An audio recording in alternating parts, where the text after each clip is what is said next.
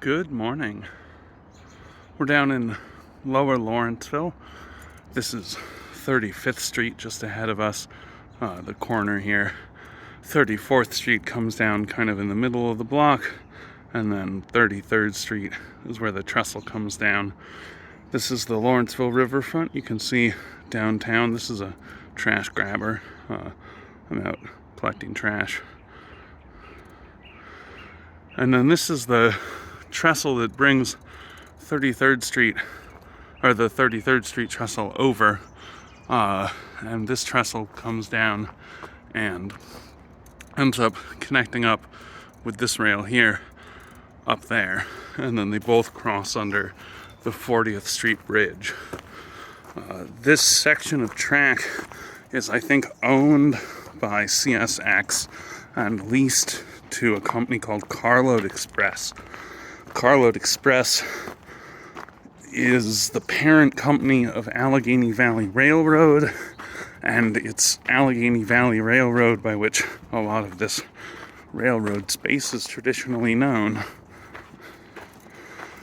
These lines used to service a lot more stuff that was in the neighborhood. As we approach these covered hoppers, you can see that this is still an industrial zone. These guys rebuild big engines for big trucks. Restaurant Depot is above this kind of testing parking lot that they have going on here. And Restaurant Depot, which takes up the blocks between 33rd and 35th Street below Butler, used to be the grease plant, the Pittsburgh grease plant, which was the first and so at times largest industrial grease manufacturer in the world. There's actually a recent exhibit of some of the photos of the mostly African American workers at that plant, totally covered in black tar and other hydrocarbons. So we're coming up on these covered hoppers, and they've pulled some number of them down, and it looks like they've brought them to here and then spray painted this as kind of the final, this is as far as we're going to take these trains. I can see why. You can see a big defect in the rails right here where these two rails are welded together. There's just a giant lump. And then you can see the same thing down under this wheel here. Oh yeah, they've actually highlighted where some of the real structural failings are. That or birds have just sat right there. But look at the gap there between the two wheels, or the two rails. That's not good. So it looks like this is basically the end of the line for them doing any kind of storage of cars on this rail.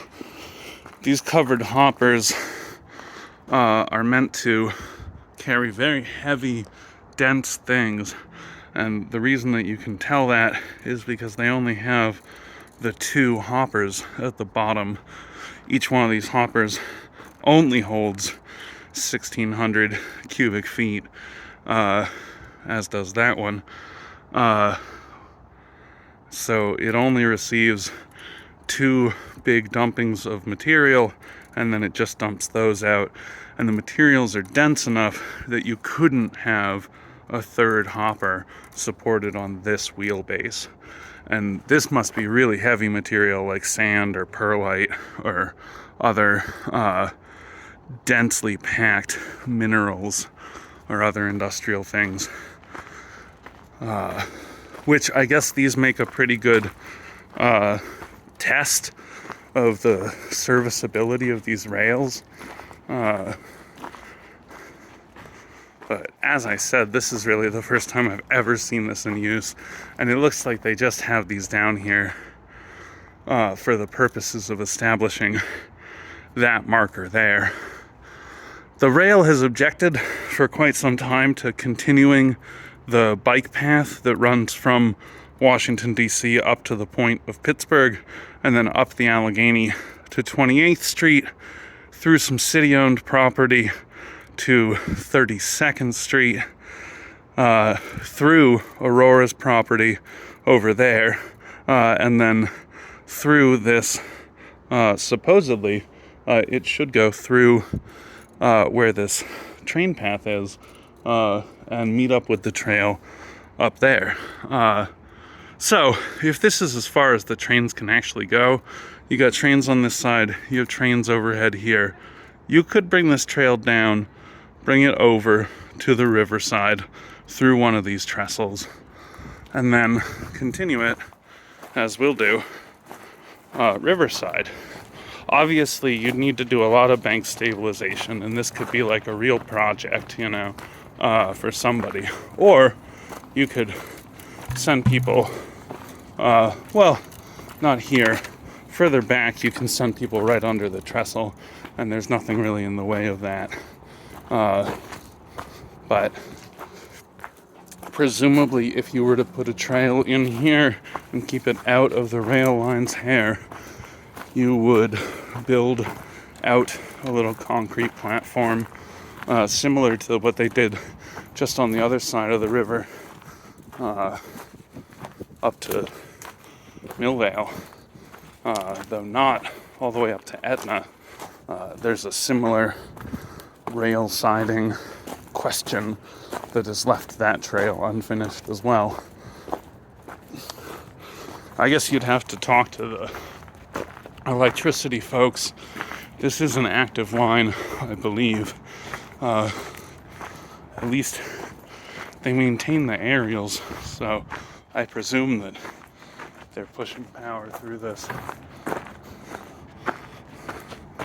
And this is 36th Street. I don't know if you can quite see it, but Pittsburgh Foundry and Machine Co. is right there. Oh, well, we'll have a very clear view of it in just a second.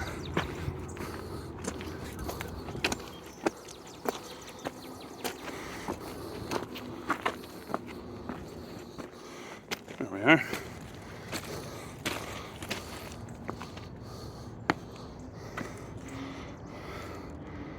Oh. So, this that we're standing on is an active rail line. They only really do night operations. I've never heard them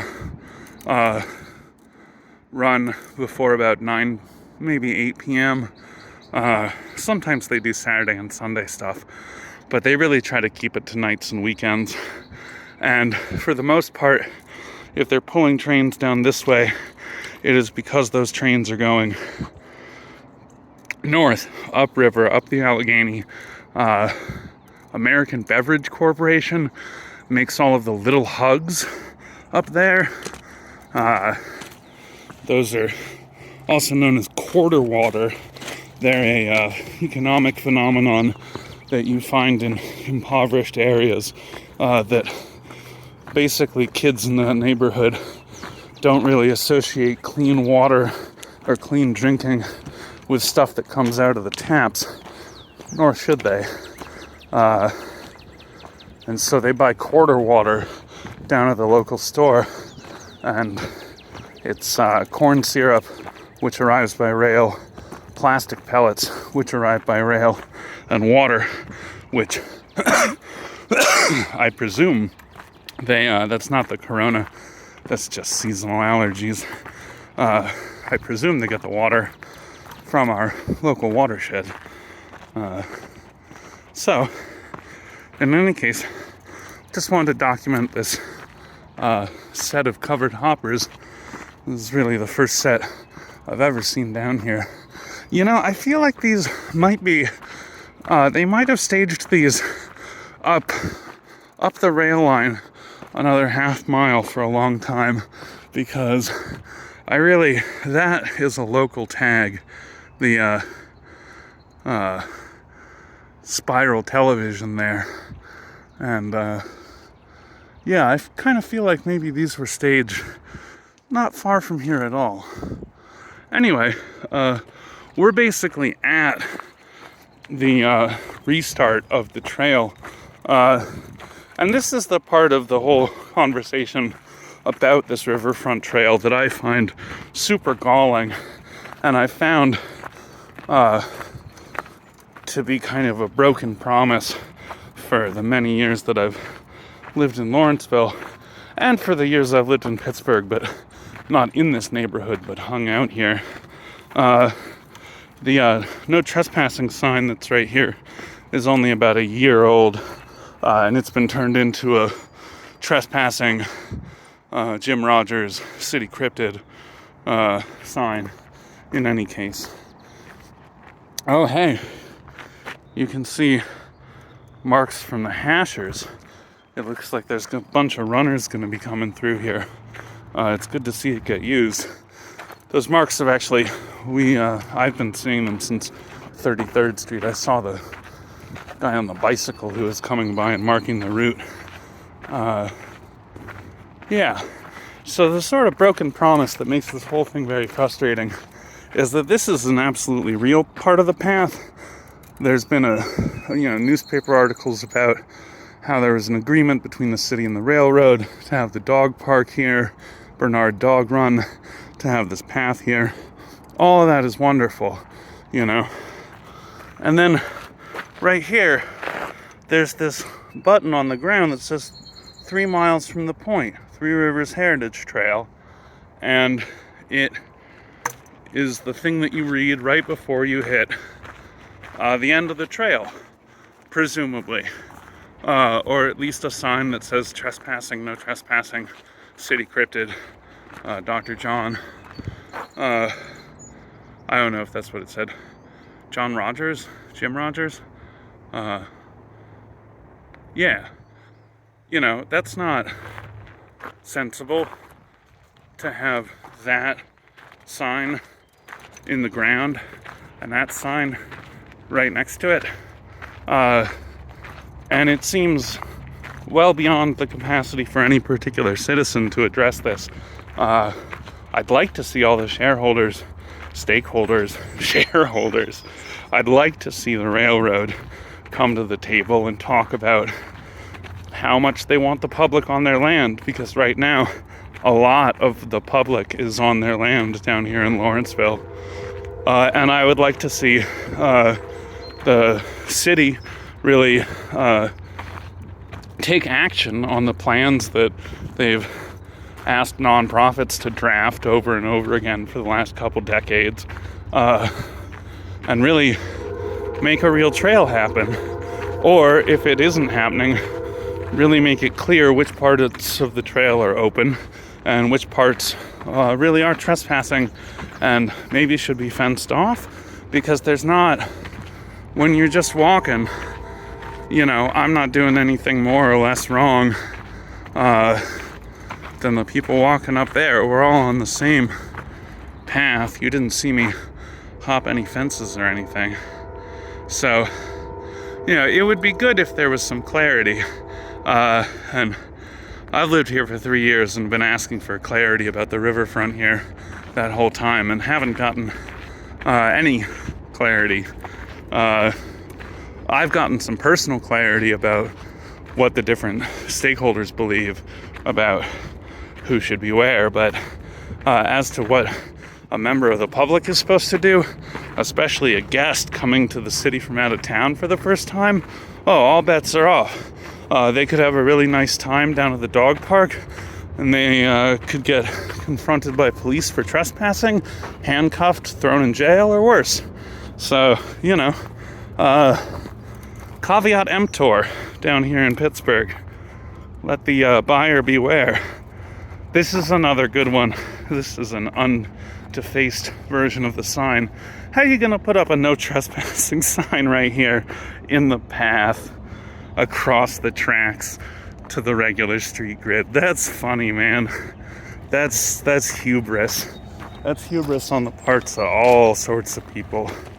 So here's where the trail tracks. I'm losing my ability to make sentences.